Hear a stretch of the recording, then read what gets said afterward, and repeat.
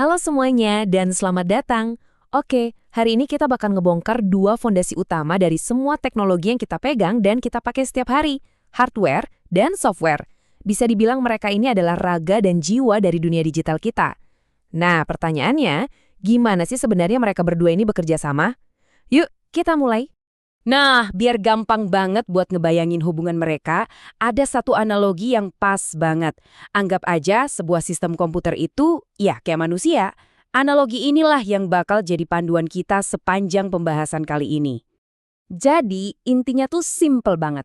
Hardware atau perangkat keras itu adalah tubuhnya, fisiknya. Semua yang bisa kita lihat, kita sentuh.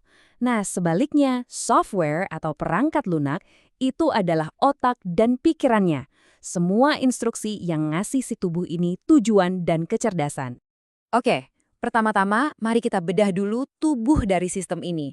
Kita bakal lihat bagian-bagian fisik apa aja sih yang bikin semuanya ini hidup dan bisa berfungsi. Jadi, gampangnya, hardware itu ya semua komponen fisik yang kelihatan dan bisa dipegang.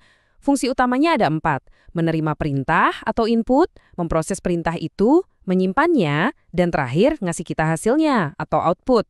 Nah, yang seru adalah cara kerja keempat fungsi ini udah berevolusi secara gila-gilaan.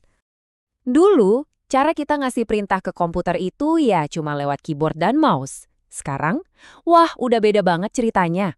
Ada sensor biometrik di HP kita, ada LiDAR di mobil otonom yang bisa melihat sekelilingnya, bahkan sekarang udah ada antarmuka otak komputer kayak Neuralink.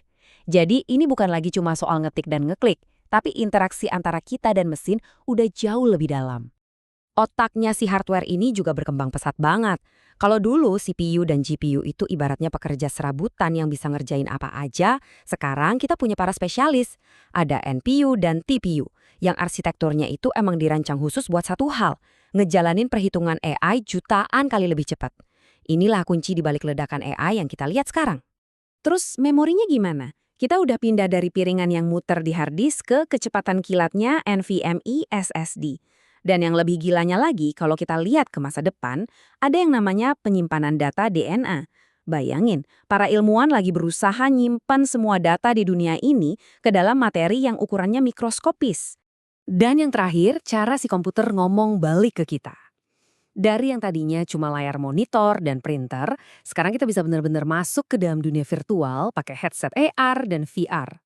Bahkan teknologinya udah sampai ke 3D bioprinter yang bisa nyetak jaringan tubuh manusia buat keperluan medis. Bener-bener udah kayak fiksi ilmiah kan?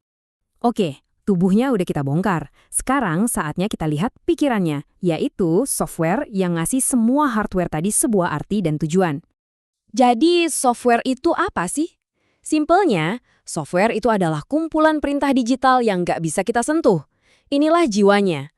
Tanpa software, hardware secanggih apapun itu cuma ya tumpukan logam dan plastik, benda mati. Nah, dunia software ini secara garis besar kebagi jadi 3 kategori utama. Ada perangkat lunak sistem, perangkat lunak aplikasi, dan perangkat lunak pemrograman. Coba kita bedah satu-satu ya. Perangkat lunak sistem ini ibarat fondasi rumah, atau mungkin lebih tepatnya sistem saraf di tubuh kita. Dia yang ngatur semua hardware di belakang layar. Kalau dulu kita kenalnya cuma Windows atau Mac OS, sekarang ada sistem operasi super enteng buat perangkat-perangkat kecil IoT, dan juga hypervisor, semacam manajer super canggih yang jadi tulang punggung seluruh dunia cloud. Lanjut, ini dia bagian yang paling akrab sama kita, aplikasi. Ini adalah semua alat yang kita pakai sehari-hari. Dan perkembangannya kelihatan jelas banget. Dari program yang harus kita install dulu kayak Microsoft Word, terus pindah ke aplikasi berbasis cloud kayak Figma, dan sekarang eranya alat-alat yang otaknya AI, contohnya ChatGPT. Yang terakhir, ada software pemrograman. Ini adalah kotak peralatannya para kreator. Dan disinilah revolusi besarnya lagi terjadi. Para programmer sekarang nggak kerja sendirian lagi. Mereka ditemenin asisten AI kayak GitHub Copilot yang bisa nulis, ngasih saran, bahkan ngebetulin kode secara otomatis. Ini benar-benar ngubah aturan main di dunia pembuatan software.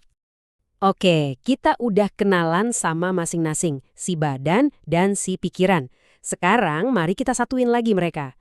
Karena pada akhirnya hardware dan software itu nggak bisa dipisahkan. Mereka itu seibarat dua sisi dari koin yang sama.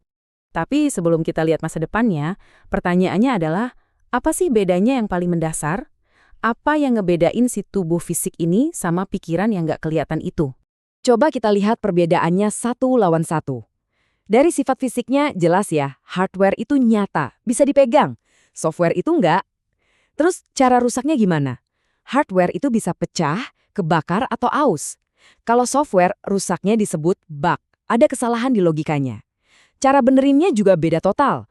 Hardware ya harus diganti fisiknya, kalau software tinggal di-update atau di-patch kodenya. Ancamannya juga beda total. Hardware takut sama air atau debu, kalau software takutnya sama virus dan malware. Dan terakhir, cara bikinnya. Satu dibuat di pabrik, satunya lagi dibuat dari barisan-barisan kode. Tapi, di balik semua perbedaan tadi, ada satu poin yang paling krusial. Mereka berdua, si tubuh dan si pikiran ini, punya satu tujuan yang sama persis, yaitu mengolah data mentah menjadi sesuatu yang berguna dan punya arti buat kita, para penggunanya. Nah, ini yang membawa kita ke bagian paling seru, masa depan. Di mana batas antara si tubuh dan pikiran ini mulai jadi makin gak jelas, makin kabur. Garis pemisahnya itu makin tipis. Contoh paling gampangnya adalah hardware seperti NPU tadi. Itu adalah chip yang dari awal memang dirancang dan dibangun khusus untuk satu tugas, ngejalanin software AI seefisien mungkin. Ini ibaratnya kita menciptakan tubuh yang sempurna, khusus untuk satu jenis pikiran tertentu. Nah, ini akhirnya ninggalin kita dengan satu pertanyaan besar buat dipikirin bareng-bareng. Kalau si tubuh dan pikiran digital ini jadi makin menyatu, makin gak terpisahkan, kira-kira inovasi luar biasa apa lagi ya yang mungkin terjadi di masa depan? Terima kasih banyak sudah menyimak.